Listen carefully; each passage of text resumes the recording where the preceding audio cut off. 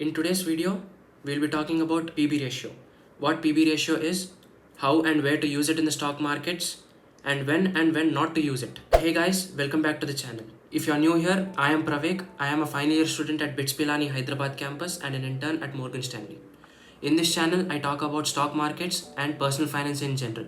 Without further delay, let's get started with the video. In order to understand what PB ratio is, to help you decide what companies to invest in and what companies to stay away from, we will first need to understand what is meant by the book value of the company. So what is meant by book value of the company? If a company were to liquidate by selling off all of its assets and paid all their debts, the value that is obtained is referred to as the book value of the company. In short, it is assets minus the liabilities. The assets that are included in the calculation of the book value are usually tangible assets. Examples include physical cash, machinery, inventories, buildings, and plants. Not these plants, these plants. And it does not consider intangible assets. Intangible assets implies the assets which don't have a physical presence. Like for example, software, the patents, the brand, the technology of the company. Okay, if you say enough with the finance explanation, explain it to me like I were a 5-year-old. It's simple. I would say book value is nothing but the net worth of the company. And if you are literally a 5-year-old, I can't help it. Now that we have learned what book value is, we need to understand what book value per share is. So as the name itself suggests, you need to divide the book value by the total number of shares to get the book value per share. So now that we have established what book value per share is, let's get into the main topic. What is PB ratio, how to calculate it, and what to do with after calculating it. I mean, how do we interpret it? Let's go through each of these questions one by one. PB ratio is a valuation metric that is used to evaluate the company in terms of its book value and the market value. So PB ratio gives us the relationship between the market value of the company and the book value of the company, or we can say the fundamental performance of the company. So the PB ratio is calculated as the market price, the market value, that is the stock price divided by the book value per share.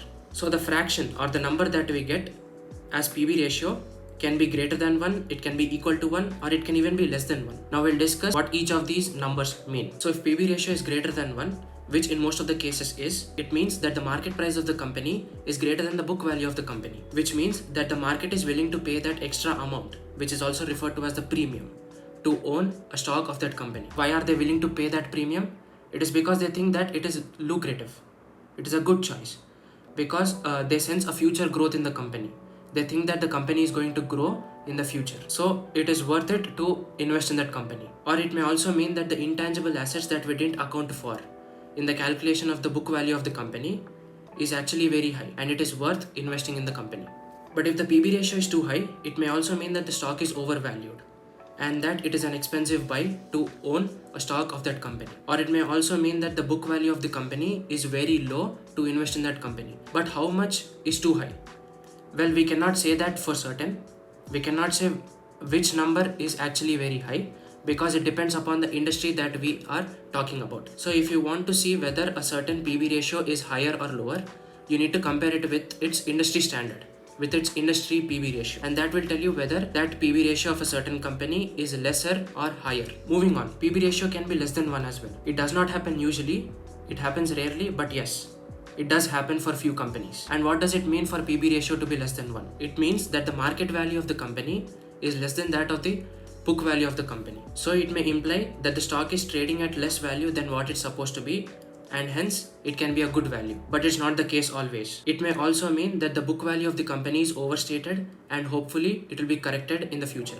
Also, the following is very extremely rare case, but it does happen. PB ratio can be negative as well. It happens when the liabilities are greater than the assets. That is, their earnings are so less, but their liabilities are also huge. So now that we have learned what PB ratio is and how do we interpret the value that we get after calculating it, you might think that you will use PB ratio in whatever company you want to invest in to analyze it. But the point to note here is that PB ratio shouldn't be your go-to metric for analyzing each and every company that you want to analyze, because there are certain limitations to it that you need to understand. So PB ratio should be used in asset heavy industries like real estate, transportation, production and manufacturing, and not in asset light industries like technology and service based industries. Because as I said, book value takes into account only the tangible assets and not the intangible assets.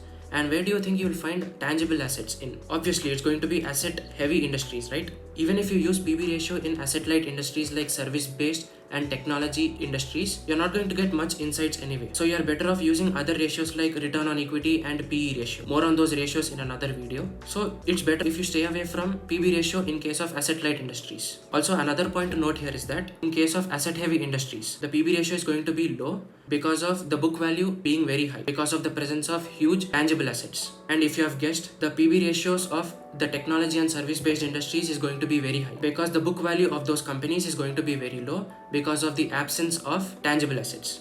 It's not that there's not going to be any tangible assets at all, but it's going to be very less when compared to that of their intangible assets. Another criteria to check while using PB ratio to analyze the companies is to check whether the company has appreciating or depreciating assets. Now, what do you mean by appreciating and depreciating assets? As the name itself suggests, appreciating assets are those assets which value increases with time, whereas depreciating assets lose their value with time.